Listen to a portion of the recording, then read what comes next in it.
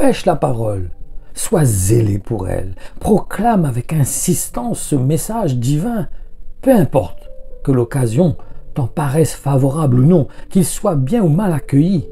Parle à la conscience de tes auditeurs, démontre, convainc, réfute les erreurs, censure le mal, encourage ceux qui font le bien, exhorte et donne à tous l'enseignement dont ils ont besoin.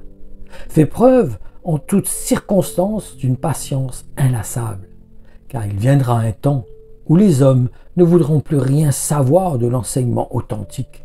Sous l'influence de leurs désirs et pour satisfaire leurs convoitises, ils se choisiront une foule de maîtres et courront de doctrine en doctrine, au gré de leur fantaisie, ayant la démangeaison d'entendre des paroles qui chatouillent agréablement leurs oreilles.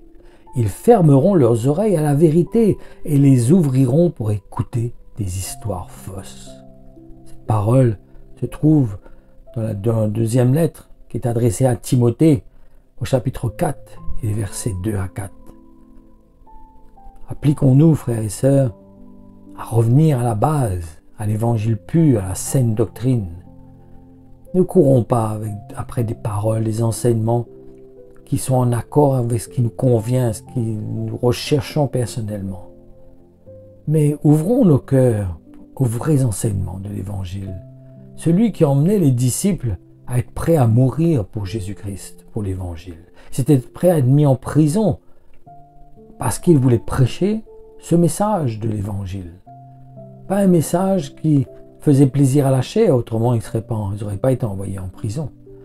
S'ils étaient envoyés en prison, s'ils étaient lapidés, comme Étienne, s'ils étaient torturés, c'est parce que l'évangile qu'ils apportaient était contraire à ce qui faisait plaisir à l'homme.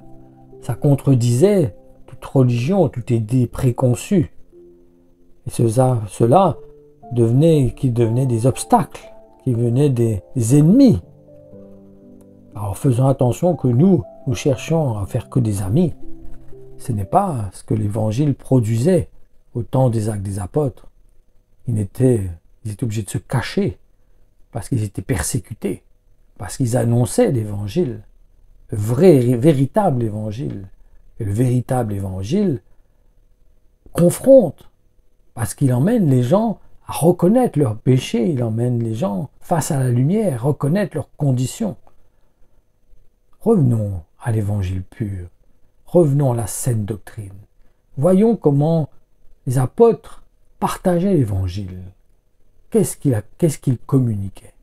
Qu'est-ce qui emmenait les gens à être prêts à mourir pour la cause de Jésus-Christ? Nous devons poser cette question. Est-ce que ce qui nous motive nous emmène à être prêts à mourir pour Jésus-Christ? À mourir pour son Évangile, pour la vérité de l'Évangile? Et pour cela, déjà, nous avons besoin de connaître l'Évangile. Nous avons besoin de le connaître dans la manière que Jésus l'a enseigné et que les apôtres l'ont communiqué.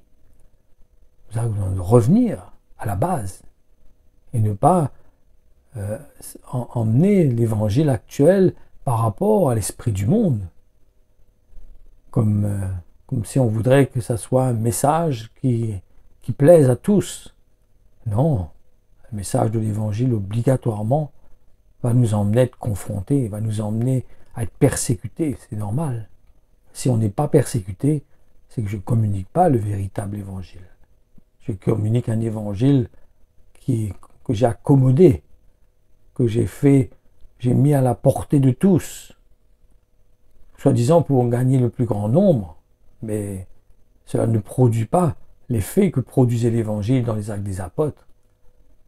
Est-ce que cet Évangile que je communique emmène les gens à perdre leur vie, à mourir à eux-mêmes, à porter leur croix chaque jour, à tendre leur joue quand on leur frappe sur une joue, la joue droite? Est-ce qu'ils tendent l'autre joue?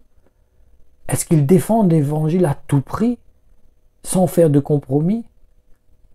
Donc c'est important pour nous de revenir au pur Évangile. Que le Seigneur vous bénisse.